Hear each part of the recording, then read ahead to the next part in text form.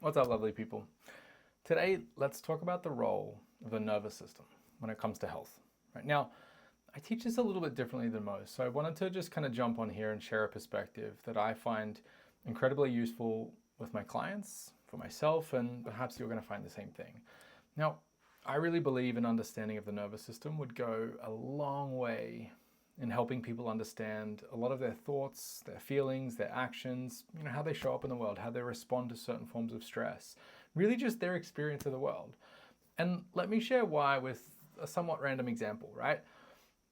If you knew nothing about what this thing was, how it works, what it's for, how to use it, without any knowledge, it's kind of just an expensive paperweight, right? But when we know the ins and the outs of how our phone works, right, it becomes an access point to all of the information in the world. It opens up a whole host of possibilities. And so the example I'm trying to make here is that the better we understand something, the more effectively we can use it. Which is why I want to help you understand the nervous system and why I think we should really educate our clients as to the inner workings of their body, because the better we understand something, the more effectively we can actually take charge of it and use it.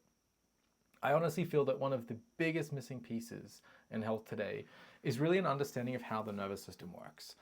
Because when you actually think about it, we don't have a nervous system, we are a nervous system, right? Our nervous system is responsible for everything. It's the operating system of our body, how we show up in the world, the quality of our thoughts, how we feel in any given moment, right? It's all generated by the nervous system.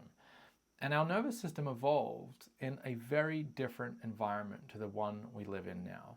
This is probably one of the biggest takeaways that allows people to make more sense of why, right? The chronic stress, the chronic health conditions, the lack of energy, the not being able to sleep, right? A lot of this dysregulation that we see today is because our nervous system evolved in an environment vastly different to the environment we live today. Think of, right, the constant stimulus, whether it's our phone, the news, social media, right, the chronic stress because of the hustle culture, right, the comparison that we make, we've got to work hard, this disruption of our sleep-wake cycles, right, sleep when I'm dead. We can be on our phone at midnight, right, the electricity, the light, like all of these things that can start to interrupt this natural cycle of the rhythm. The disconnection from nature that a lot of people are just immersed in, right? We live in this insulated house, we wear shoes, we don't engage in nature anymore. Unresolved emotions, dysfunctional breathing patterns, lack of exercise, sedentary lifestyle, all these things push the nervous system further and further out of balance. And where I see breath as this incredibly tool is an opportunity to bring the nervous system back to balance. Right? Breath gives us this opportunity to kind of override the system in a way and direct it back to a state of balance. So let's talk about how that works. My nervous system is always perceiving information, right? We can call this neuroception, right? The information that is perceived by my nervous system.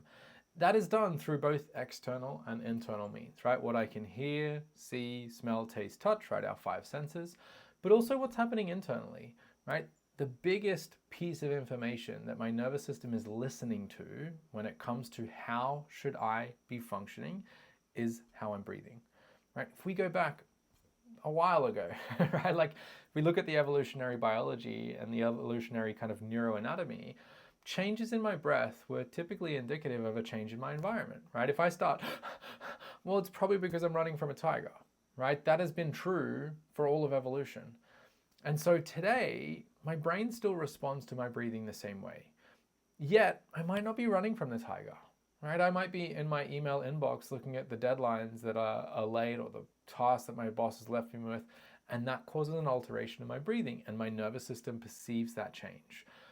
My nervous system doesn't know, well, this is just because I'm reading a stressful email from my boss, right? It doesn't have that cognition, right? My nervous system responds of breathing patterns have changed, something stressful must be happening. Right? And so it engages in this process of action, survival, fight or flight. When we can understand that my nervous system has to prioritize certain functions over others, right? And what overrides everything else is survival. My nervous system moving into this state of a stress response, right, literally means it's shut down processes that we associate with longevity, of recovery, of repair, of restoration. Why? Because it's trying to survive. And so what if 20,000 times a day, my breath was suggesting to my nervous system that something threatening was maybe happening, Because I'm breathing up into my chest. I'm breathing shallow. My breathing is really erratic. I stop, I start, I hold my breath, right? Like, how does my brain interpret those messages? Well, it interprets as a very predictable way, right? Erratic breathing, chest breathing, shallow, fast, mouth breathing, all pushes towards that sympathetic state, right? And as we move into that sympathetic state, we start to shut down these processes that we associate with longevity, right? The digestion, the repairing of cells, the managing of inflammation, right? All these processes are shut down so that our nervous system can allocate resources and energy to survival. But we go back to this evolutionary, example. We were able to step out of those stressful environments, right? Because we didn't have a phone, because we didn't have a job, we didn't have the internet, we didn't have social media, our inbox, this constant state of stimulus and connectivity. And so even when I'm switched off, right, I could be sitting there on my phone and I'm triggering this state of arousal, right, which triggers a change in my breathing, which pushes my nervous system into that state where it's prioritizing survival, right? And so one of the biggest issues that I see today is people stuck in this sympathetic state.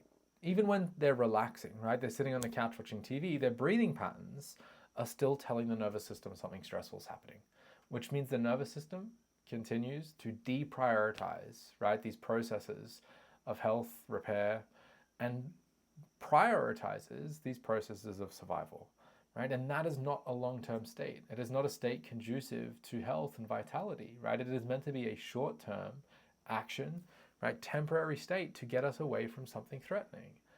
But today, the threatening thing, right, is society, it's culture, it's how we engage in the world, because there is so much stimulus and there is so much pressure and there is so much comparison and there's so much self-imposed expectations of how things should be, and that constantly just pushes the nervous system into this plate of stress. The nervous system can't be in two states at once. We can't be both sympathetic and parasympathetic, right? If we're in the sympathetic state, action and survival, it cannot also be in the parasympathetic state, rest and recovery, right? And this prevents someone from accessing these restorative states because they're always in this state of action and survival, right? Simply put, if someone can't get out of the stress response, they will not heal. They can't engage in these processes of recovery. Now, this isn't just breathing, right? There are many other ways that we can support the nervous system, right? Stepping away from this thing, a bit of a digital detox, spending time in nature, grounding, right? Social connection, being around people I love, right? Good communication, actual practices that relax me, whether that's sitting at the beach, going for a walk in a park, listening to music, right? The happier the nervous system, the healthier the person. And there are so many things today that are pushing our nervous system out of balance that we need to intentionally, consciously, right, engage in these processes that support my nervous system, that engage this relaxation response. The lowest hanging fruit that I have found clinically and personally is the breath, right? There's not this high barrier of entry. It's free, it requires no equipment. It's quite intuitive once you start to understand your breath. And when we start to use our breath to override the state of our nervous system, we can manually access those states of recovery, right? And so for those who have been stuck in this chronic fight or flight, chronic stress response for a prolonged period of time, I would argue there's nothing more important than learning how to switch that state off, right? How to move back towards a parasympathetic state. And again, I don't think there's an easier tool than breath. The simplest way to kind of think about this is, how can I make myself feel safe, make my nervous system perceive safety, right? We do more of that and we will see a shift in the dominant state of the nervous system from action and survival to rest and recovery. And I think that's what a lot of people need today. Anyway, I just wanted to kind of jump on and share that perspective, right? Breathing as a way to manually override the nervous system that is responding to this environment which we live in today, which is inherently stressful for a lot of people. And being able to influence that state gives us access to this innate capacity we all have, right? My nervous system, the human body, is a regenerative machine, right? But it needs to be given the right conditions, the right environment. And that environment is the nervous system. I hope this helps. I look forward to seeing you in another video. Thanks.